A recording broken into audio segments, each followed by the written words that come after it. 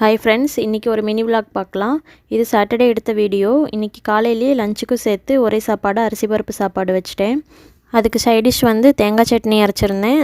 தேங்காய், பொட்டுக்கடலை, கருவேப்பிலை, 2 வரமிளகா, 2 பல் பூண்டு போட்டு அரைச்சா நல்லாயிருக்கும் சாப்பாட்டுக்கு. இன்றைக்கி எங்களோட சின்ன பையனுக்கு பர்த்டே. பேர் தமிழின்பன். பர்த்டேக்கு வந்து கேரட் அல்வா செஞ்சு தர சொல்லி கேட்டிருந்தான். அதையும் செஞ்சிடலான்னு கேரட் தோல் சீவிட்டு நல்லா வாஷ் பண்ணி எடுத்து வச்சுக்கிட்டேன். ஹஸ்பண்ட் வந்து கேரட் எல்லாமே துருவி கொடுத்துட்டாங்க. அப்படியே சைடில் அரிசி பருப்பு சாப்பாடும் விசில் வந்துருச்சு. விசில் போனதுக்கப்புறம் ஓப்பன் பண்ணி கிளறி விட்டுட்டு அடுத்தது கேரட் அல்வா செய்ய ஆரம்பிச்சிட்டேன். ஒரு பேனில் நெய் விட்டு முந்திரி திராட்சையை வறுத்து தனியாக எடுத்து வச்சுக்கணும். அதே பேனில் இன்னும் கொஞ்சம் நெய் விட்டு கேரட்டையும் போட்டு பச்சை வாசனை போக வர வதக்கிட்டே இருக்கணும்.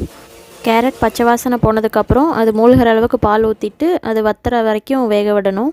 லாஸ்ட்டாக தேவையான அளவு சுகர், ஏலக்காய் தூள் போட்டு ஆஃப் பண்ணிடலாம். கேரட் அல்வா ரெடி ஆயிரும். அவ்வளோதாங்க. அடுத்த வீடியோவில் பார்க்கலாம்.